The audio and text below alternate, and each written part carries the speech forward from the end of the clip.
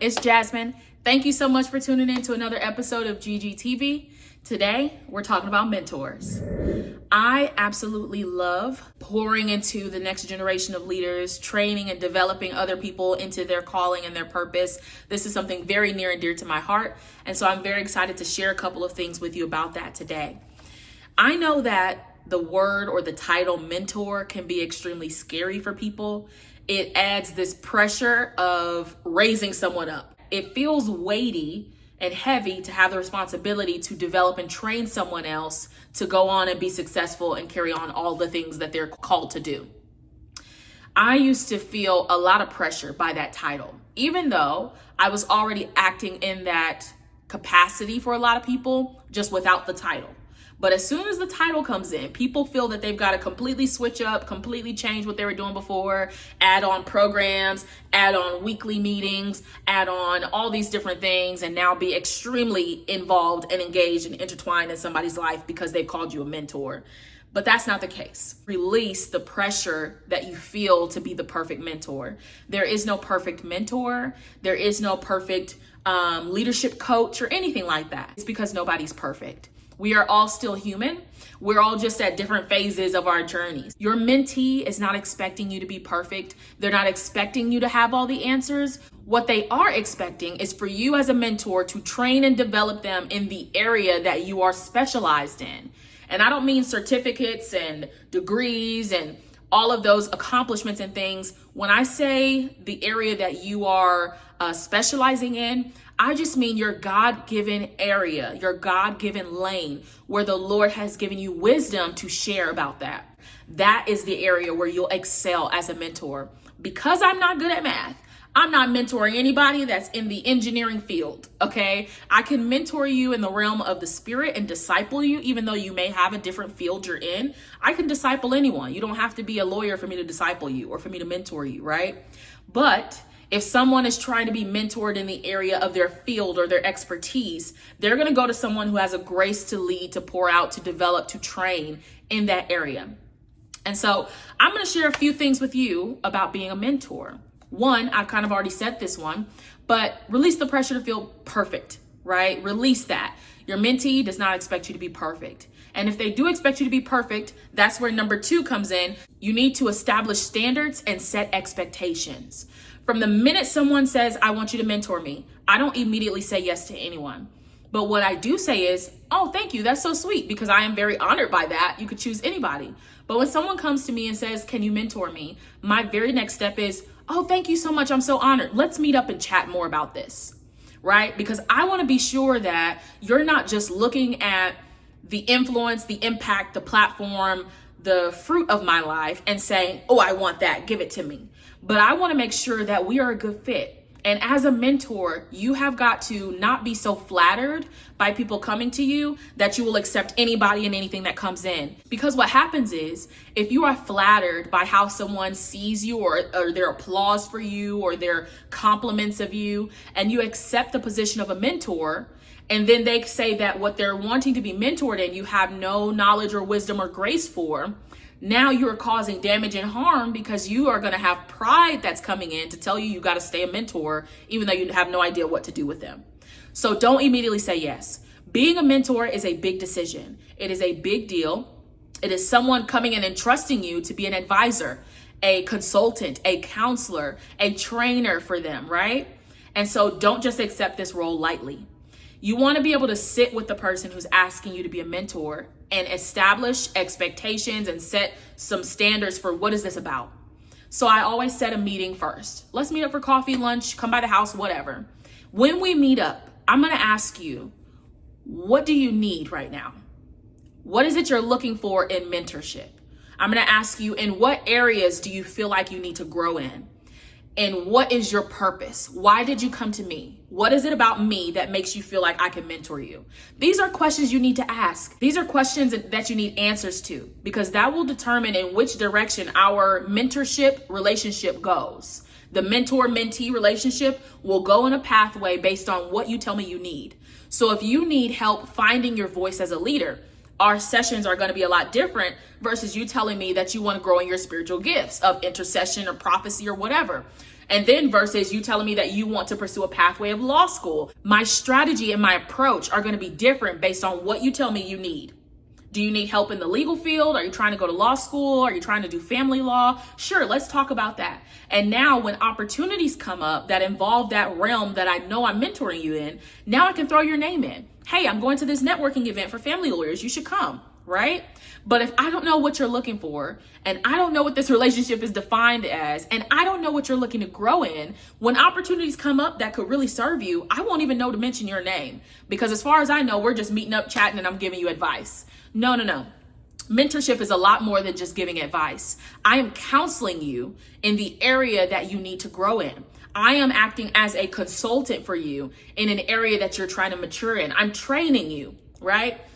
Any good trainer, physical trainer, will ask their trainee, what are you trying to do? Is it weight loss? Is it muscle gain? Is it toning? Is it, whatever it is, right? Because once I tell you the area I'm looking to grow in or develop or tighten up, then the reps that I do, the plan that I have, the diet that you give me, the nutritional list and all the things is going to be based off of what area I'm asking you to focus on for me. So long story short, as a mentor, you need to know where you're starting at, because then that will also take some of the pressure off of you. If I know this is about family law, I don't feel all the pressure to guide you spiritually, because that's not what this is, and that's okay. So that will be the second thing. The third thing is to remember that you have something to offer. Trust and believe and have confidence in yourself that you have something to offer. You have something to bring to the table. People are seeing the fruit of your labor, of your discipline, of your consistency, and they're saying, I want to get to where you are. So now you have something to offer to get them there.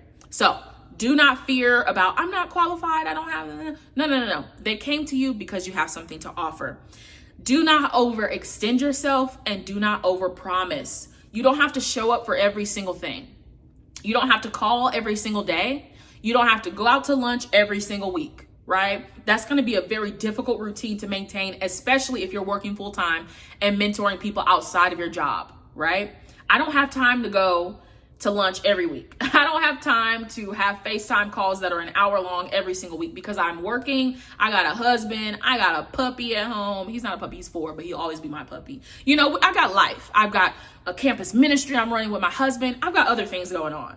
So I don't have the capacity, and I'm not going to lead anybody to believe I have 24/7 capacity to give you all access to my life. That's not what this is.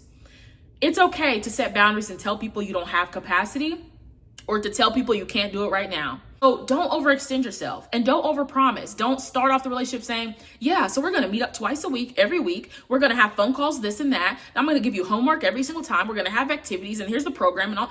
Don't overpromise. I think that there is an extra grace that people muster up to give you when you are so honest and so vulnerable and so transparent. If someone tells me that they're having a hard time and they don't have the capacity to meet up with me or to talk about something or to check in, that gives me more grace for you because you're honest, versus you trying to do it all and you falling short while I'm over here expecting that you have capacity to do this and you just disappointed me. And so you don't want to open up a door for people to be disappointed. And so in order to defeat that, you've got to be very open and honest. Don't leave your mentee to assume things. Don't leave your mentee to have imaginations about why you canceled and them thinking it's me versus them knowing that you just needed some time and you needed a break. So be very honest with people. The other thing is, this is something that always used to irk me real bad. Some mentors in my life would always say, you've got to come to me every time. You've got to come to me. If you need something, you come to me. The door's open. You ask. And while I do believe that that is true to a certain extent, meaning the mentee has to be hungry for this. You have to have a desire to learn and grow so that you reach out, so that you have moments where you can be taught. Proximity does lead to your progress. It does lead to productivity. It does lead to you moving forward, right? It leads to growth and development. If you're not close, you won't receive as much pour. Proximity gives you a lot more pour, right? P-O-U-R, pour. But on the other side of that, if you accept the role as a mentor, that means that you, and of course, everything's going to lead back to God for me because I'm a Christian and that's my life. So if you accept the role of a mentor, that means you have consulted God about it. God said, do it. which means God's giving you a special grace to do it. And so whenever the Lord puts it upon your heart as a mentor, or whenever you feel this urge as a mentor to reach out to your mentee, it doesn't matter if they've reached out or not. You have the role of an advisor and a consultant, right? What would happen if the people who were advisors to the president, advisors to the principal of a school, anyone, what would happen if advisors everywhere said, you've always got to come to me before I come to you? If they see a problem, they should be bringing that to the president, right? If they see an issue, they should be writing up a summary of it to present and say, hey, here's what I'm seeing is going on, and here's how I can help. So as a mentor, you don't have to wait for them to come to you every time. If you feel an urge, you reach out. Hey, I haven't seen you in a few weeks. Let's meet up for coffee. Simple as that, because you never know what people are going through. Maybe they don't have the capacity to reach out.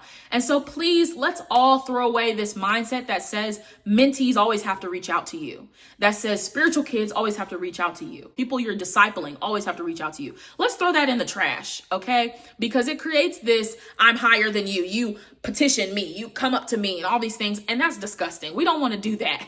We're not, just because we're mentoring someone, it doesn't mean that we're higher than them or above them. We may have more experience in an area, or we may not. The Lord may just be putting us in this position because he's given us wisdom for your life in this season. But that doesn't make me better than you. It doesn't make me higher than you. The only difference between you and me is that the Lord told me to mentor and told you to come and be mentee. That's it.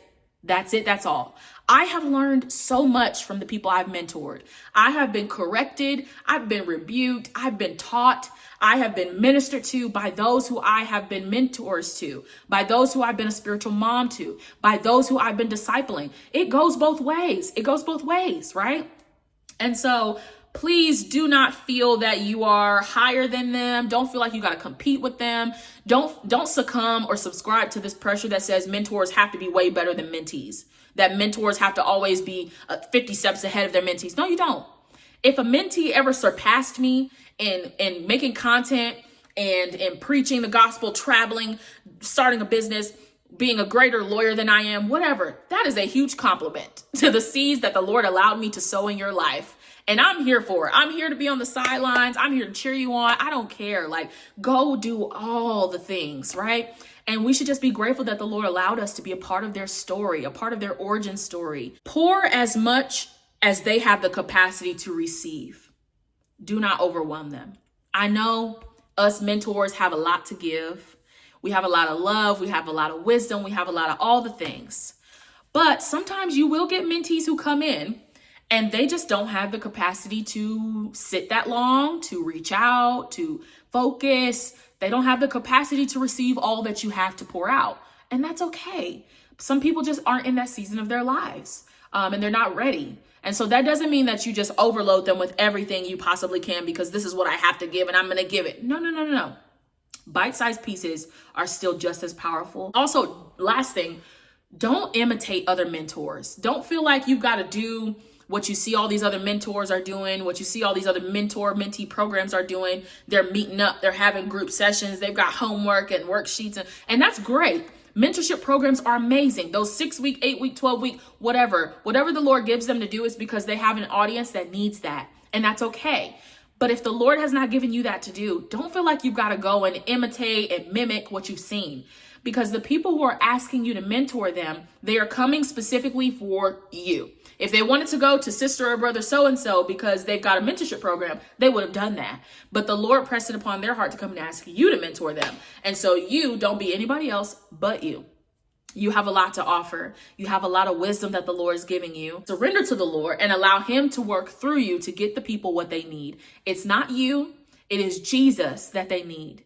And so as long as you give them Jesus, they will be all right. You got this. You can mentor. So do it.